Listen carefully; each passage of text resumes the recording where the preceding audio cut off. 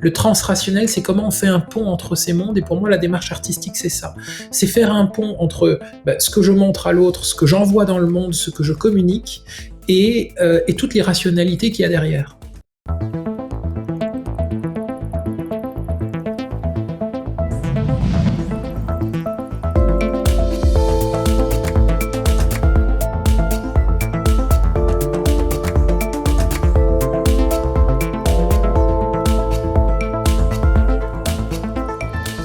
Salut les curieuses, salut les curieux. Aujourd'hui, j'ai la chance d'avoir rendez-vous avec deux invités. Si tu suis cette chaîne de près, tu les connais déjà séparément. D'ailleurs, tu retrouveras les rendez-vous en question dans la description de cette vidéo. Je me sens vraiment honoré qu'ils aient accepté mon invitation et impatient de vivre ce moment avec eux et avec toi.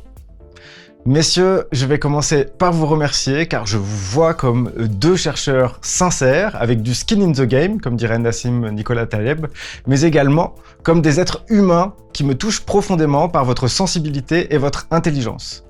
Stéphane, tu nous as déjà rendu visite sur cette chaîne pour un voyage passionnant autour du sujet du mental. Tu t'intéresses beaucoup au transpersonnel, à la dimension psychospirituelle de nos vies d'humains, à l'intuition, à la conscience et à la transrationalité, entre autres. Bien entendu, je pourrais encore rajouter des dizaines de mots, mais je vais m'arrêter là pour aujourd'hui. Bonjour à toi et merci d'avoir accepté cette invitation.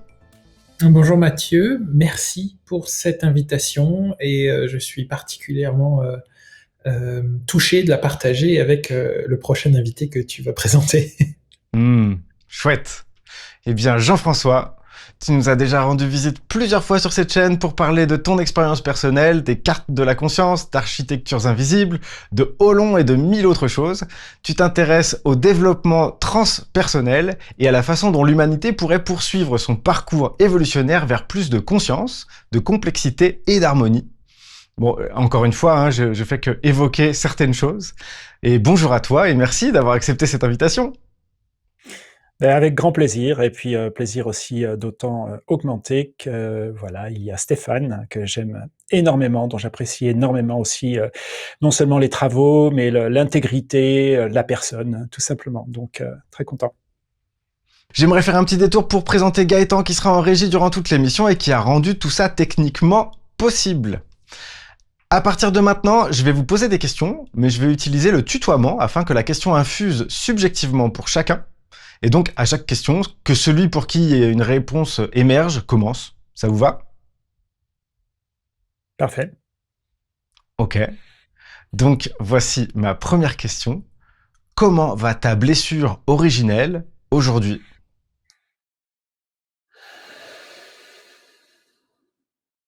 Il va falloir couper les blancs, hein. Hmm.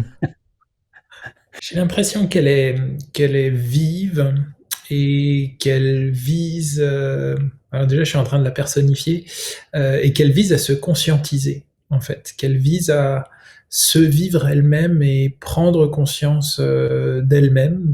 Ta question me pousse aussi à questionner ce qu'est pour moi la blessure originelle. J'ai l'impression qu'elle tourne autour de l'abandon, de la séparation, de l'adversité. Voilà ce que je peux en dire sur comment elle va aujourd'hui. Ok, merci. Jean-François?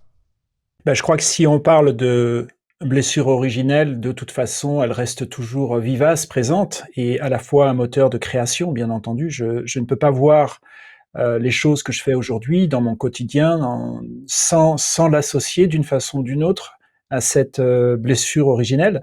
Alors, pour la définir, je la sens un petit peu différente de celle de Stéphane me concernant. Elle se touche peut-être plus au fait ou enfin, de toute façon, de forme de rejet, mais je crois que toutes les blessures originelles, elles ont quelque chose de ce goût-là, peu importe les histoires qui les caractérisent. L'impression d'atterrir dans un monde, une planète, une réalité qui n'a de cesse de m'étonner, que j'ai toujours autant de mal à comprendre, quand bien même les cartes que je peux en faire pour tenter de les comprendre et de naviguer dedans me semblent toujours, bien entendu, insuffisantes, incomplètes, inexactes, et pour autant utiles. Voilà. Donc je me sens mu par cette énergie-là, je ne la rejette pas, et puis j'essaye bien sûr de travailler sur moi-même pour que les traumatismes qu'il s'agit d'accueillir ne se transforment pas en réponse traumatique. Où là, ça engage évidemment la relation avec les autres. Donc là, je sens que j'ai une responsabilité et je m'engage aussi loin que je peux à travailler sur mes propres réponses traumatiques, soit vis-à-vis de moi-même, dans le sens où elles peuvent surdévelopper un investissement émotionnel qui n'a pas lieu d'exister, ou bien entendu vis-à-vis d'autrui, où là aussi ça peut complètement peut-être polluer le champ, ou en tout cas altérer le flux des relations et de ce qu'on peut construire ensemble. Voilà ce que je peux dire. Merci. Merci pour ces réponses. Justement, on voit que chacun est branché sur cette appellation universelle de façon personnelle et que du coup, selon le moment de la journée où on va poser la question ou l'année où on va se poser la question, on n'aura jamais les mêmes couleurs, les mêmes émotions, les mêmes sensations qui émergeront. Donc c'est intéressant. C'est ce qui va forger aussi nos couleurs respectives et à ce à quoi on va être attentif et ce qui va nous donner ou nous enlever de l'énergie. J'ai envie de vous poser une autre question, à moins que vous vouliez rebondir l'un sur l'autre. J'ai pas envie de rebondir sur le. Ok. Je passe à ma question suivante. Nous traversons une époque particulièrement complexe, saturée par les mauvaises nouvelles, les constats d'échecs, les critiques, les crises, les conflits, les dialogues de sourds, les prophéties dystopiques. Et j'aimerais que pour changer, nous échangions ensemble sur la beauté de notre condition humaine. Au-delà de ce brouhaha, peux-tu me parler de ce qui te donne envie de te lever le matin? Ben, pour moi, je crois que c'est le lien. Ce que tu évoques résonne beaucoup chez moi avec la notion de division, de fragmentation, ce qui résonne déjà avec ma première réponse de la vidéo. Et j'ai l'impression, je vis avec ce filtre déformant et ce prisme subjectif qui me raconte qu'on cherche à nous diviser, qu'on cherche à nous fragmenter, et que les événements que tu décris viennent encore plus appuyer sur cet endroit-là. Et du coup, qu'est-ce que ça génère chez moi? Ça génère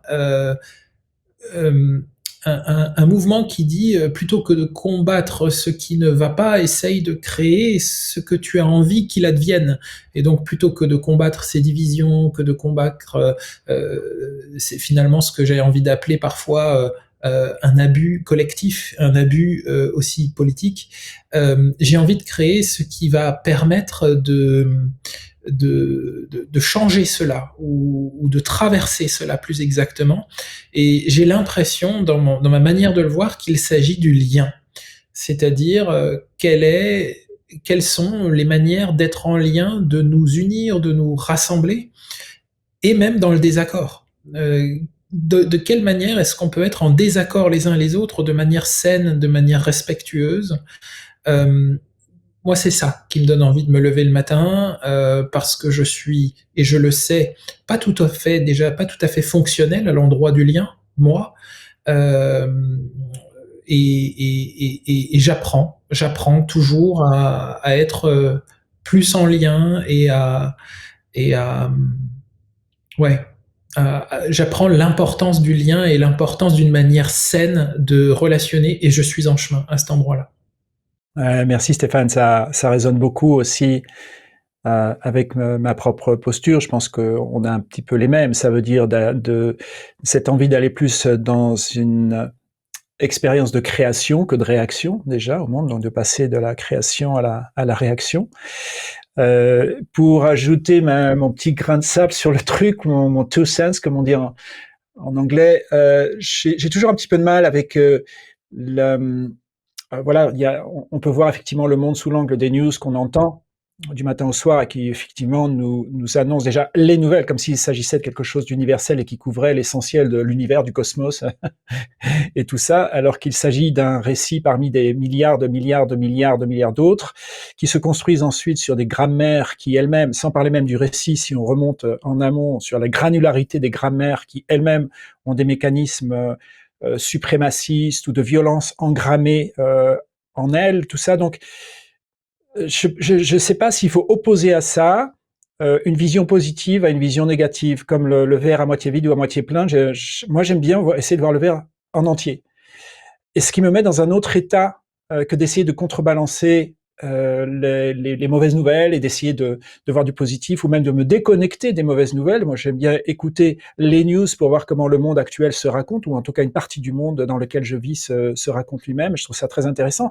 Et d'aller jusqu'à l'observation aussi de mes propres mécanismes psychiques, ce que ça vient activer en moi, et puis ensuite d'observer ce système dans son ensemble. Et là, ça me met dans un autre type de joie, d'une sorte de curiosité, mais pas le truc un peu benet du genre bon ben ok, alors à côté il y a les petits arbres et les petits oiseaux, et j'adore les petits arbres et les petits oiseaux. Je veux dire, j'adore aller me balader et puis me connecter à ça. Je ne renie pas cette autre partie du verre à moitié plein ou au 9 milliardième plein, peu importe les proportions, on s'en fout.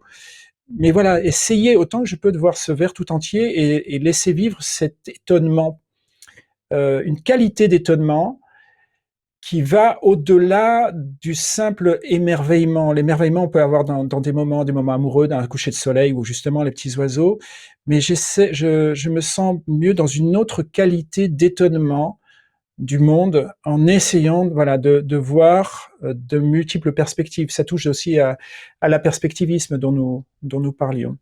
Voilà ce que je peux dire. Je ne vais pas trop parler. Oh non, mais je t'en prie. On est là pour ça, pour échanger. Alors c'est vrai que c'est bien si la parole est un peu équilibrée entre vous deux. Mais je vous remercie pour vos apports. Et puis, on va faire les petits chronomètres. Pardon. Non, non, carrément pas, c'est pas l'ambiance. C'est une volonté d'équité, mais pas une dictature de l'apparence sur 2 heures et le reste du temps, on s'en fout.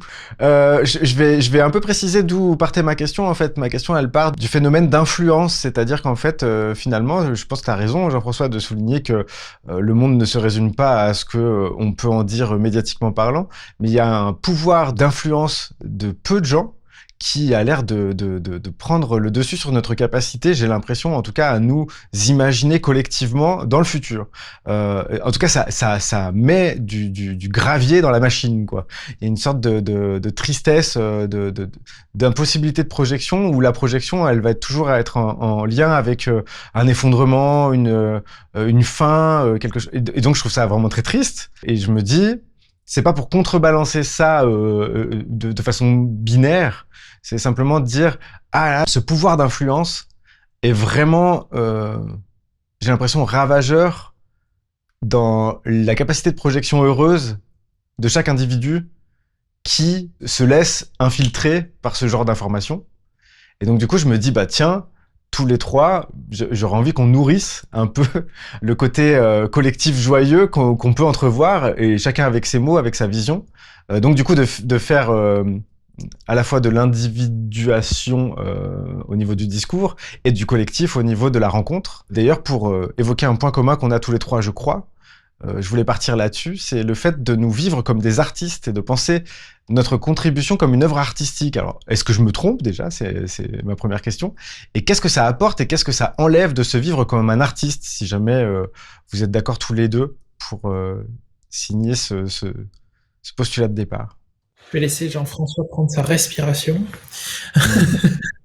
Moi, ça me parle beaucoup. Déjà, j'aimerais justement, pour le coup, rebondir sur ce qu'a dit Jean-François, qui me parle énormément. C'est comment le monde se raconte. Et je m'interroge à l'endroit. Alors, tu vois, je vis avec la conviction qu'on ne cesse d'expérimenter le monde à travers une narration. Et que cette narration, elle est lourdement impactée par la narration qu'on nous a servie en tant qu'enfant à l'endroit où on était le plus perméable possible. Et c'est comme si on avait un modèle narratif qui va se perpétuer tout au long de notre existence et qui va faire que la qualité de la vie et du monde qu'on traverse va prendre une direction plutôt qu'une autre. Et donc ça m'amène à, c'est quoi la démarche artistique si ce n'est tenter de me raconter ou de raconter le monde tel que je le vois. Donc moi, ça me parle énormément. Et même quand je suis, par exemple, quand j'anime des stages ou des constellations familiales, pour moi, c'est une dimension purement artistique dans le sens où cela n'obéit à aucune forme de dogme, à aucune forme de technique rigide qui viserait à faire rentrer l'autre dans un présupposé théorique. Et c'est ce que j'apprécie, c'est ce que j'essaye de cultiver. Et après, tu demandes qu'est-ce que ça enlève et qu'est-ce que ça apporte.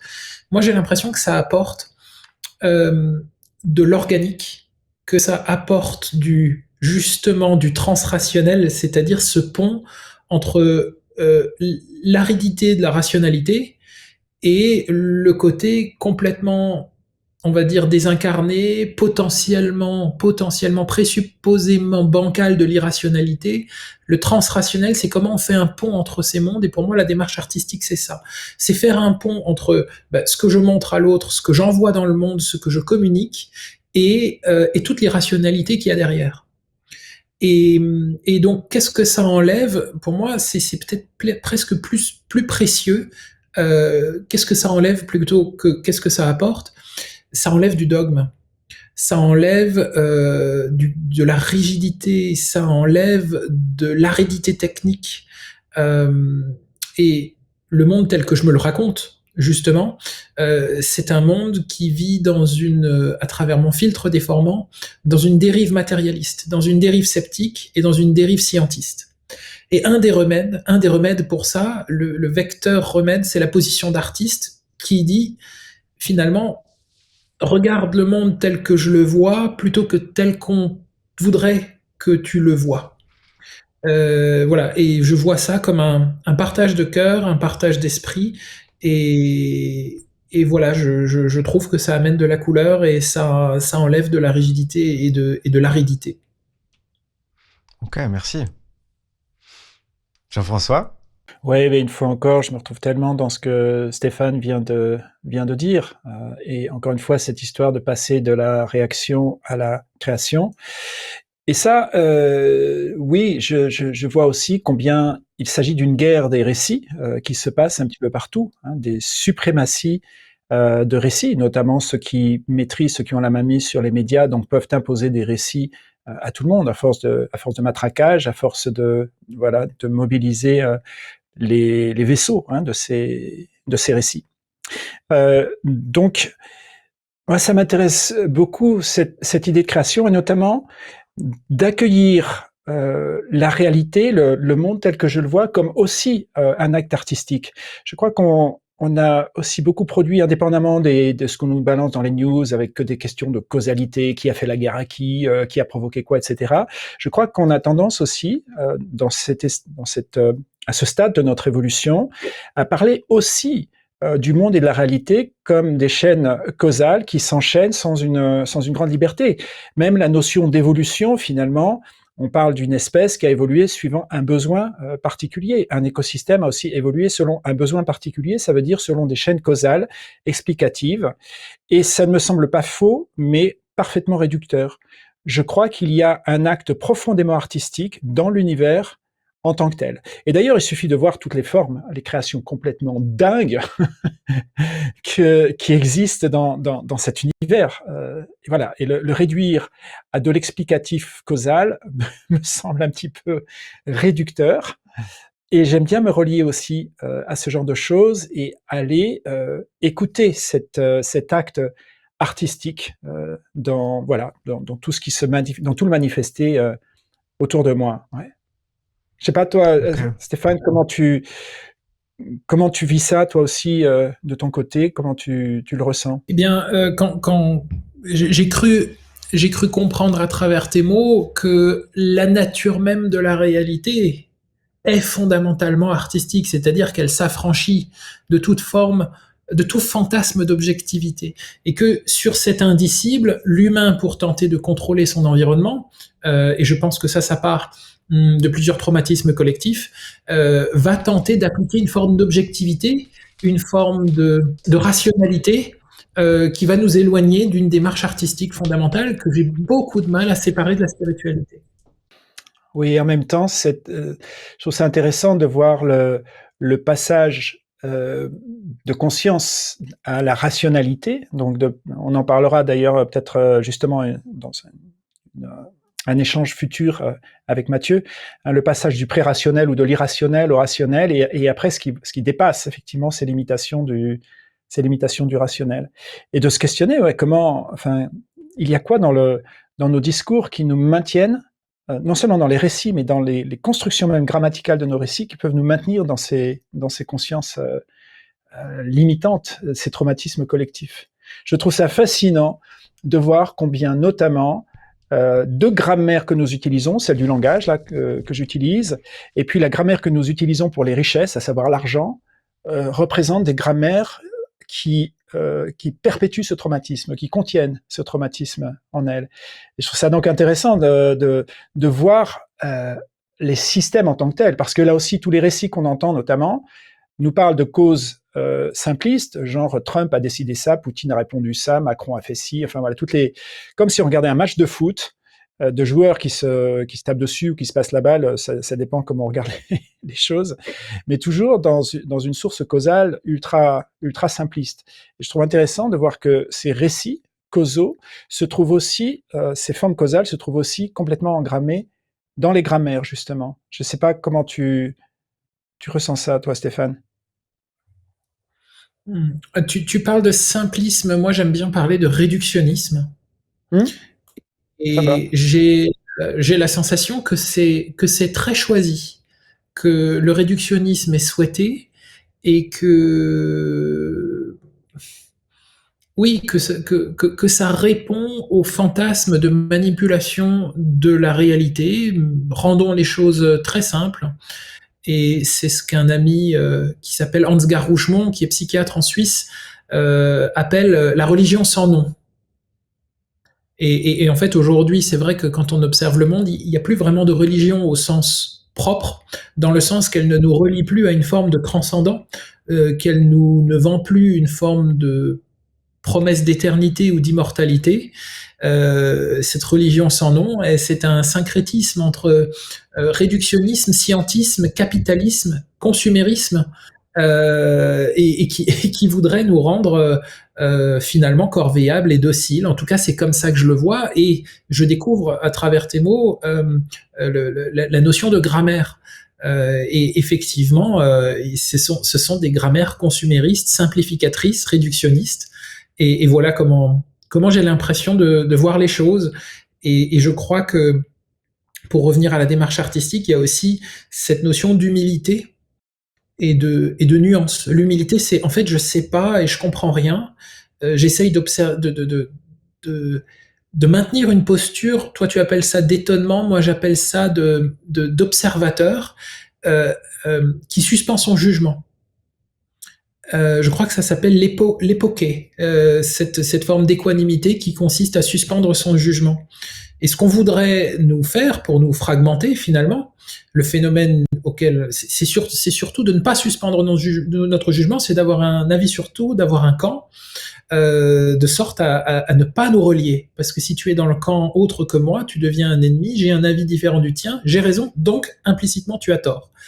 Et cette notion de démarche artistique, qui s'affranchit du vrai et du faux, du rationnel, du juste, du bon, du bien, du mal, va nous permettre de nous relier. Hein, et je crois que la suspension du jugement, c'est-à-dire en fait, je ne sais pas, j'observe, nous permet de nous rencontrer à un endroit où tous les trois, on ne sait pas en fait. Et tu parlais justement d'une...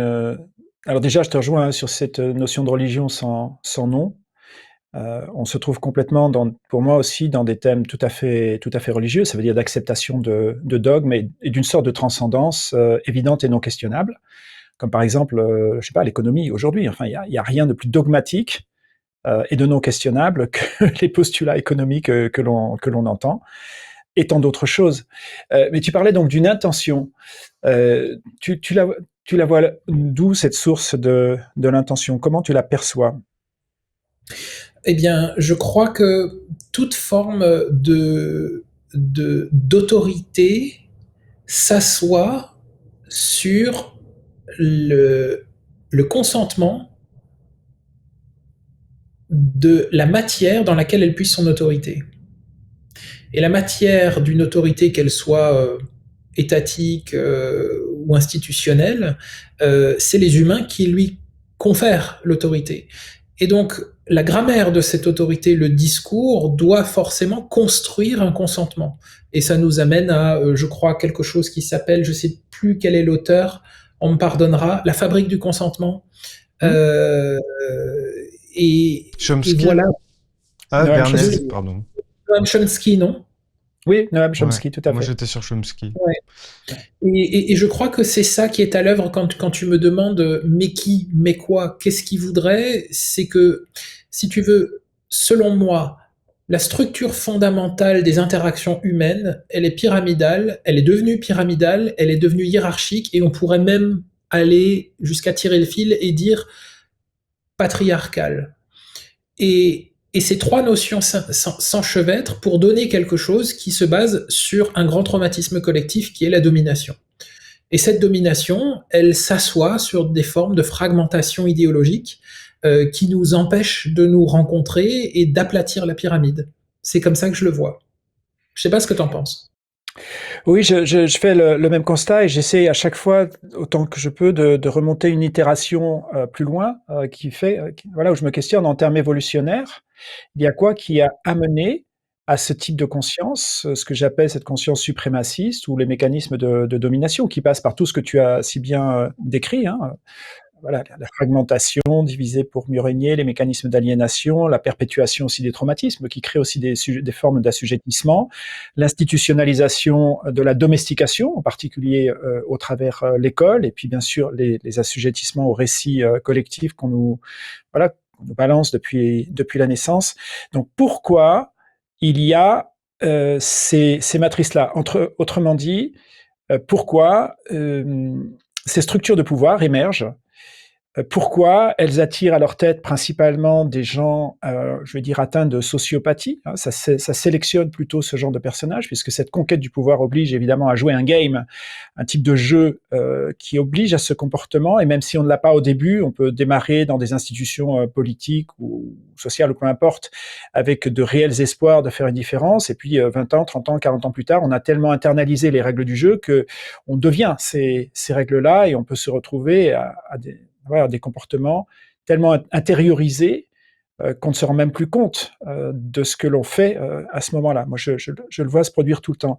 Et donc, je reste avec cette question, justement, de voir combien les matrices dans lesquelles nous nous trouvons nous amènent à devenir ce genre de jeu collectif. À partir du moment où je nais, le jour de ma naissance, je rentre dans un Monopoly géant. Ça veut dire que je vais devoir jouer le jeu de l'argent avec les mécanismes inhérents de loi de Pareto, de concentration, qui amènent à des concentrations monétaires incroyables et donc à des concentrations de pouvoir. Je vais devoir parler les langues que l'on m'a apprises, qui elles-mêmes, avant même le récit, comportent des mécanismes suprémacistes que j'essaie justement de déconstruire. La façon qu'on a de nommer les choses, la façon qu'on a d'organiser les mots, les types de verbes et de prédicats que nous utilisons, tout cela aussi pré-récit, crée cette, je veux dire, comme de l'ADN, génère ce type de matrice suprémaciste. Peu importe la forme que ces consciences suprémacistes vont prendre, patriarcat, racisme, homophobie, enfin toutes les choses qu'on voit aujourd'hui, ou même les mécanismes subtils de domination dans lesquels on ne peut pas mettre de nom. Je reste vraiment avec cette question de savoir s'il s'agit d'une étape normale de l'évolution, de laquelle nous devons maintenant sortir, pas simplement pour des questions purement morales, mais que voilà, l'évolution va nous amener à un après cela, ou alors si ça se joue dans une maladie organique que tous les systèmes vivants et peut-être les planètes elles-mêmes peuvent avoir. Il y a peut-être des cancers planétaires, des fins de vie planétaires, ou des effondrements qui se font partiels, comme on en a eu aussi dans notre propre genèse du corps. Il y a eu des changements radicaux simplement dans notre propre croissance. Voilà, je reste avec ces questions-là. J'ai pas de réponse. Je sais pas si Mathieu ou toi Stéphane, vous avez des éléments de réponse ou Euh, de des, questionnement. des éléments d'exploration et de questionnement plus que de certitude. Moi, ça me parle de pendulation traumatique. Je ne sais pas si vous êtes familier avec le concept de Jung qui s'appelle l'énantiodromie, qui est la tendance à tout système à penduler et à aller vers son extrême opposé. Et si on réfléchit en termes de structure sociale ou de structure de pensée ou d'identité de groupe entre le yin et le yang, entre deux polarités, eh bien, on pourrait penser qu'un événement traumatique nous pousse vers cette incarnation d'une polarité excessivement yang, qu'on va appeler patriarcale, et que touché à l'extrême, comme si le pendule avait été poussé à l'extrême, et l'extrême ici est symbolisé par les désastres écologiques, par plusieurs effondrements successifs, qui ne sont pas soudains, mais qui sont plutôt des processus, et des mouvements comme que tu connais mieux que moi, Jean-François, qui sont des approches alternatives qui concernent l'économie, qui concernent d'autres domaines, ou par exemple certaines formes de féminisme sont de véritables remèdes, de véritables médicaments, comme un organisme qui essaye de se soigner lui-même. En tout cas, c'est ma croyance aujourd'hui. Tu parles d'une maladie collective, moi je parle plutôt de traumatisme collectif, et que dans cette masse organique qu'est l'humanité, ou le vivant au sens plus large, comme un organisme qui produit ses anticorps, certains mouvements naissent qui portent en eux des valeurs qui sont des remèdes pour nous permettre de lâcher le pendule et d'aller vers l'extérieur. Et la question, c'est est-ce qu'on va toucher une autre extrémité pathogène, ou est-ce qu'au contraire, ça va nous rapprocher d'une dimension qui est finalement très taoïste, qui est en fait le juste milieu, où on va pouvoir retrouver un équilibre porteur au niveau de l'humanité. Voilà comment moi j'articule un petit peu cette dynamique. Merci Mathieu. Si tu veux partager, puis tu avais aussi d'autres sujets que tu souhaitais aborder. Je trouve que en fait, ça résonne avec l'échange qu'on a eu sur la spirale dynamique tous les deux, Jean-François. Donc j'aimerais renvoyer, toi qui nous regardes, à cette vidéo-là, puisqu'en fait, finalement, le mouvement de balancier entre le sacrifice de soi pour le collectif et le sacrifice du collectif pour assumer ses besoins est aussi un mouvement de pendule, donc je le vois comme ça. Et au bout d'un tour de spirale qui est sur la carte, on commence à rentrer dans quelque chose de plus équilibré, de plus apaisé, de moins clivant, de moins... où le sacrifice n'a pas une place centrale, en fait, finalement, où l'oblitération d'une partie de soi ou d'une partie du monde, ce qui revient finalement un peu au même, n'est pas une obligation pour pouvoir naviguer et pour pouvoir s'accrocher d'une certaine façon. Donc je trouve qu'il y a une résonance quand même entre ce que tu viens d'évoquer et la spirale dynamique, je me permets de le souligner. Oui, d'ailleurs, toutes les cartographies de certaines dimensionnalités de la conscience que sur lesquelles j'ai pu travailler disaient ça, absolument. Et merci Stéphane d'amener ça, absolument. Ça s'observe à chaque mouvement. D'ailleurs, je pense que les mouvements évolutionnaires, mais même avant l'humain, fonctionnent par ces mécanismes aussi de balancier, de déséquilibre, correction, etc. Tout à fait. Ouais. J'aurais aussi eu à cœur de revenir sur la dimension artistique que je pointais au départ de ces réponses. J'ai aimé le top départ que ça a donné vers des directions diverses. Et le fait, je me disais, boucler cette question-là, pour aujourd'hui évidemment, parce que pas pour toujours, en évoquant le côté du ludique de la position artistique. En fait, ce qui est d'étonnant, je trouve, c'est que la dimension artistique, elle est généralement vue comme étant une prédisposition à une production artistique, ce qui n'est pas forcément le cas pour nos trois cas personnels. Alors il y a une dimension artistique à ma vie, je sais que Stéphane, j'imagine aussi, puisque j'ai vu un petit peu que tu évoquais cette dimension-là. Je sais également que il y a une dimension artistique dans la façon dont tu fais du sport, Jean-François. Donc du coup, en fait, je trouve que c'est intéressant de déplacer la notion de vivre artistiquement en dehors de la production artistique elle-même, comme un état d'esprit, comme une façon de se sentir, de ressentir le monde, de s'inscrire dans le monde et de s'imaginer en train de faire les choses. Je trouve que ça rajoute du ludique, de la légèreté et potentiellement ça dédramatise. D'une certaine façon, il y a une espèce de cloche qui se lève. Moi, quand je me suis autorisé ça, vraiment, j'ai senti de l'oxygène arriver dans mon système en me disant, je suis plus un artiste maudit, je suis juste un artiste. Et ça a vraiment changé beaucoup de choses. Donc, je sais pas comment ça sonne pour vous. Pour moi, alors ça peut sembler un petit peu pédant, mais tant pis si certains ou certaines le prennent comme ça. pour moi, j'ai choisi de devenir ma propre œuvre d'art. Alors pas pour m'exposer, m'exhiber, regardez, pas du tout, ça n'a pas besoin de spectateurs, mais ça veut dire justement cette posture de se créer en permanence et pas simplement de résoudre des problèmes. Ce qui relève d'ailleurs de la même chose par rapport à la posture qu'on peut voir, tiens, ben oui, alors il y a tellement de problèmes dans la planète, et donc il y a ceux qui les causent et puis ceux qui essayent de les résoudre. Et avec tout l'activisme qu'on voit, je salue bien entendu celles et ceux qui essayent de résoudre. Et en même temps, voilà, essayer, si on peut, d'avoir cette posture artistique, ça veut dire de pas simplement lister les problèmes à résoudre, qui ne disent rien de demain, mais du monde que l'on désire. Donc, encore une fois, une œuvre de création. Et tout comme l'écologie, je vois beaucoup de gens qui parlent d'écologie et qui ont une écologie intérieure absolument désastreuse, qui vivent mal, qui ont des... Oui, qui souffrent un peu comme la planète qu'ils dénoncent. Et je crois tout aussi intéressant de faire œuvre de soi, hein, donc de tirer le fil de soi pour faire œuvre de soi. Alors après, si ça semble pédant à certains ou certaines, ben, tant pis, mais personnellement, j'assume. Hmm. Je te rejoins sur ce que tu viens de dire avec toutes les nuances. Merci. Stéphane?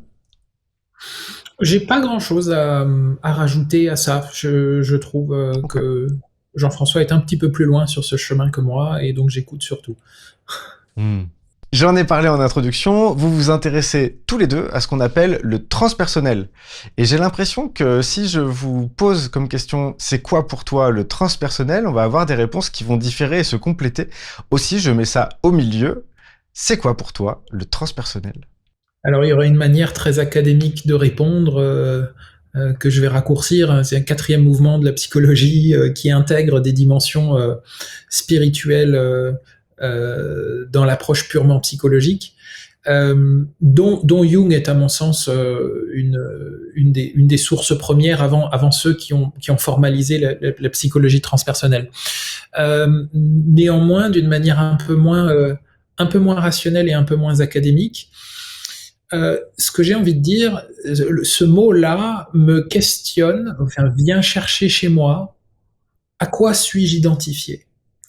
Est-ce que je suis identifié à ma posture publique? Est-ce que je suis identifié à l'identité sociale depuis toujours en dehors de ma posture d'écrivain ou de conférencier? Est-ce que je suis identifié à mon corps, ou est-ce que je suis identifié à quelque chose qui dépasse tout cela et qui va perdurer à mon corps? Et je crois que cette articulation, cette exploration-là, c'est une des expressions du transpersonnel. Qu'est-ce que je suis, depuis quel endroit je parle?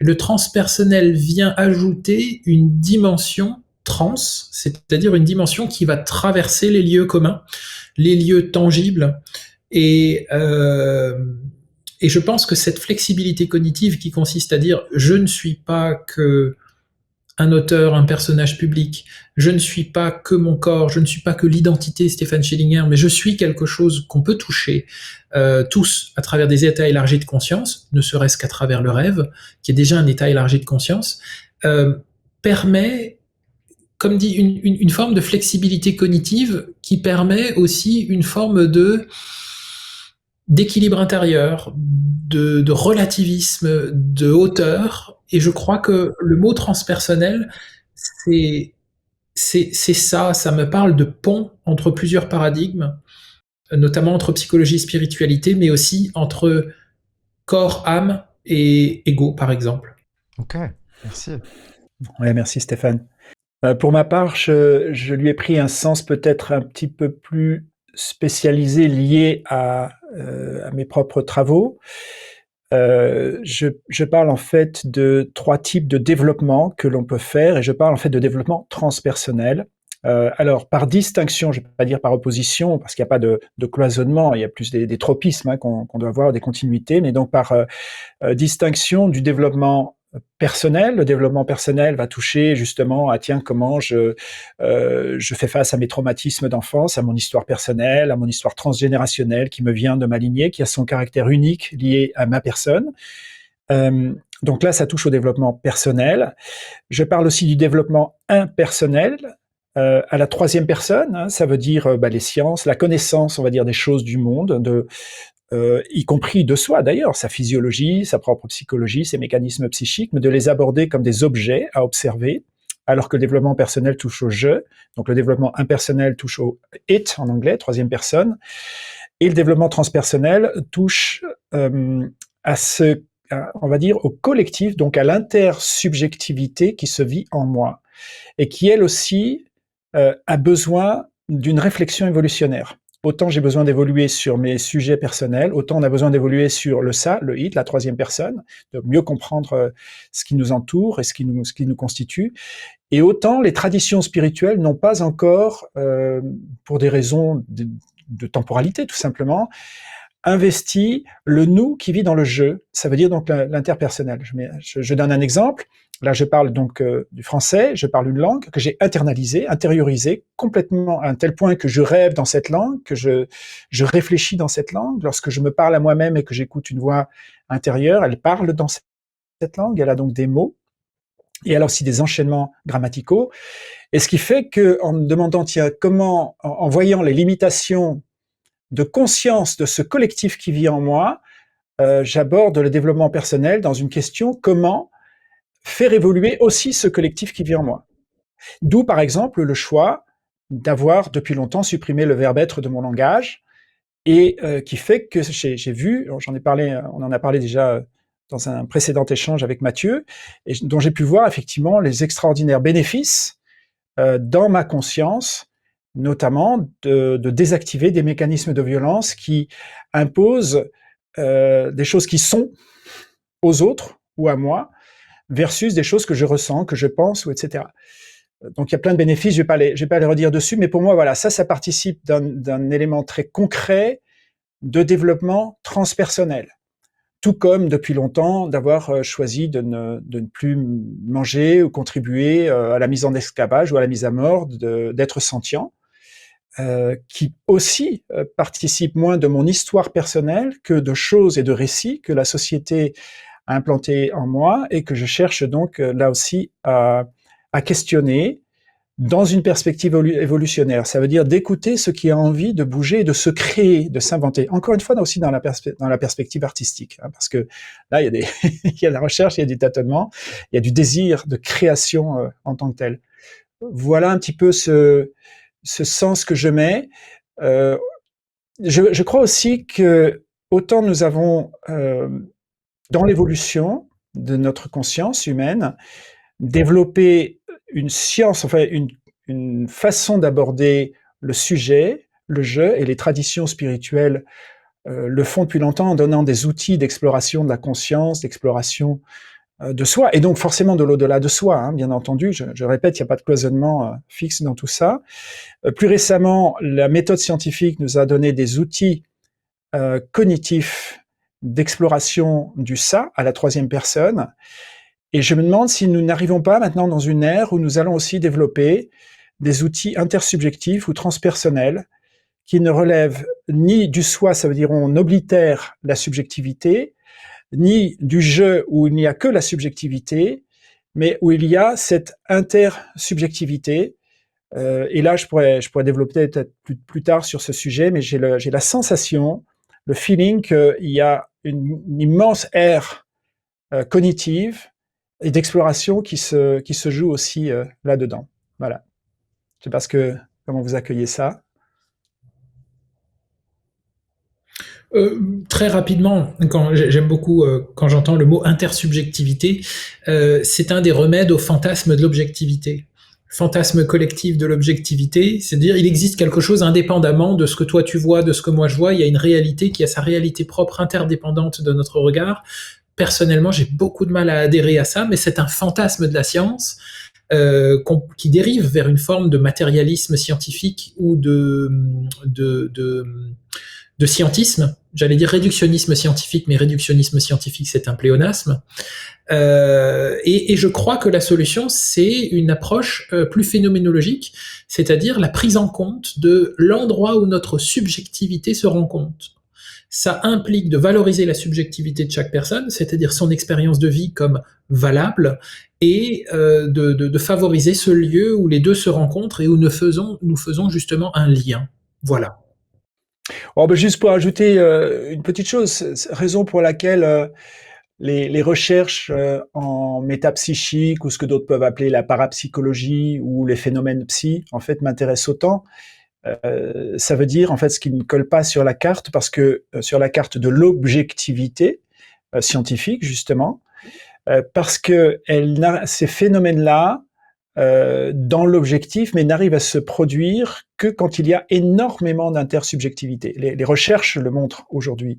Et je trouve ça intéressant parce que justement, ça remet en question une fois de plus. Évidemment, la physique quantique avait commencé à le faire en disant, bon voilà, tout sujet observateur va totalement influencer le résultat de l'observation, hein, avec notamment les superpositions d'états et le principe de collapse, donc d'effondrement d'états. Mais ça va au-delà de ça. Ça veut dire de toute façon, toute observation perturbe le système, y compris moi quand je m'observe ou bien si j'observe quelqu'un d'autre. Et donc, maintenant, nous avons besoin d'intégrer ça et de sortir de finalement, de cette réalité qui n'a que du sujet ou que de l'objet. Et nos grammaires aussi ont ça. Elles savent parler de sujet et d'objet. Il n'y a pas de tiers espace psychique qui permet de parler d'autre chose que du sujet et de l'objet, mais donc d'un ici et maintenant où le sujet et l'objet vivent dans une danse, dans un ensemble. Alors, il y a peut-être justement des philosophes plus récents auxquels je commence à m'intéresser, comme Whitehead, par exemple, qui nous amènent justement maintenant des perspectives sur le monde, et avec aussi des linguistes comme Korzybski, qui nous invitent aussi à penser justement des nouvelles grammaires qui nous sortent justement de cette reproduction du monde qui n'a que des sujets et que des objets, et qui doit permettre d'aller dans un espace psychique et donc cognitif, expérientiel, direct, qui amène d'autres catégorisations d'expériences pour lesquelles, là, je n'ai même pas de langage pour en parler. Voilà.